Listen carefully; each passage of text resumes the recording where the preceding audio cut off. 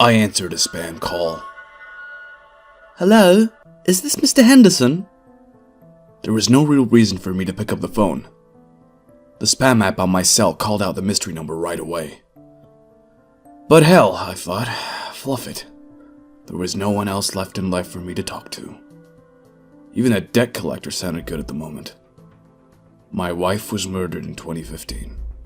There really isn't an easy way to say that other than getting out of the way early. It was a random robbery gone wrong.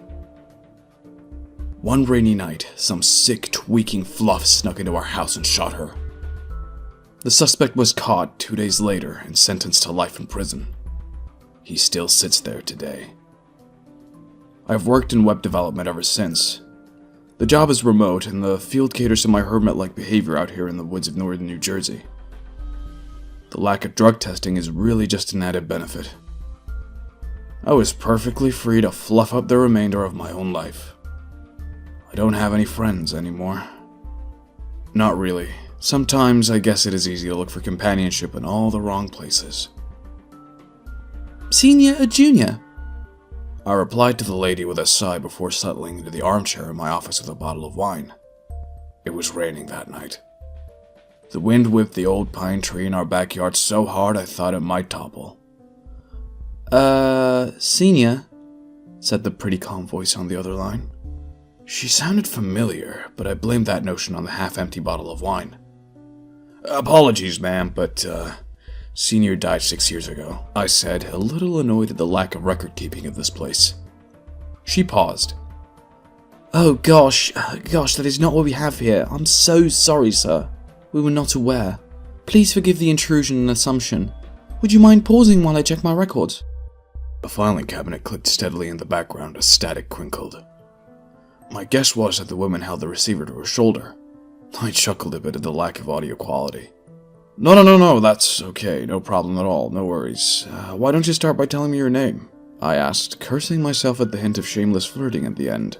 She giggled. Something about that laugh was very familiar. My name is Emily, and I work with this credit card company, she said in a rehearsed tone. Unfortunately, we cannot divulge which firm over the phone if you are not on the account, which, you just admitted yourself, of course.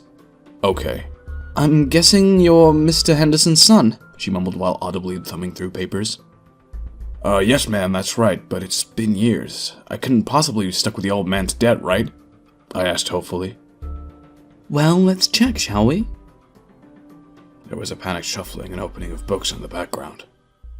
I'm so sorry, sir, she replied with a regretful tone. The rules are in one of those 3-ring binders, and they're very difficult to find. Please hold for a moment.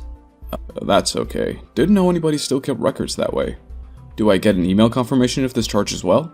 I asked. Excuse me? Email. Like electronic mail? Confirmation of the charge? I asked again, allowing my confusion to turn to frustration. What was this lady's problem? Oh, we don't do that here. Still a few years away from all those fancy features, she continued. But as you know, late payments are a pretty serious issue. They can even affect the credit score of an individual when a large amount has not been paid. Okay, of course, I said, genuinely starting to grow worried and a bit flustered.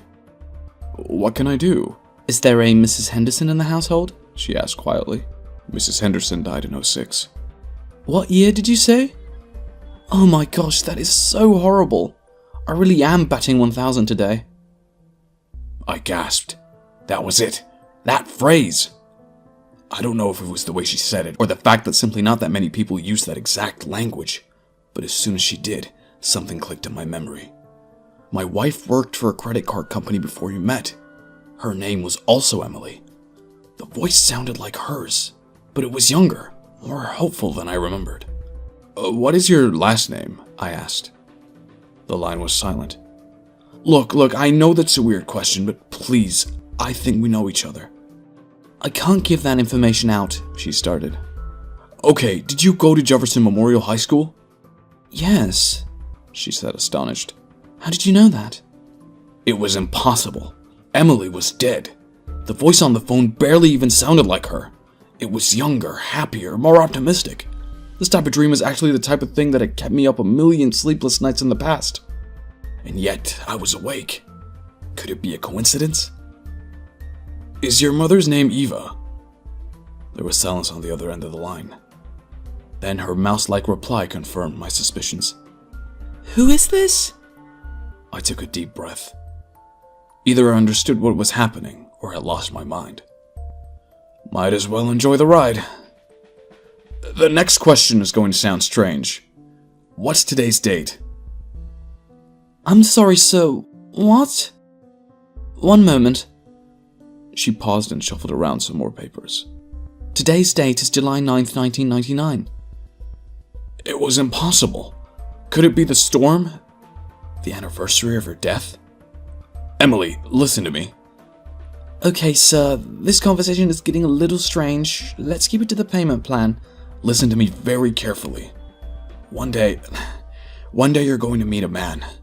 You're going to love him, Emily, and he will love you more than you ever know. I had to give her something to remember. On your first holiday together, he will buy you one gift for all 12 days of Christmas.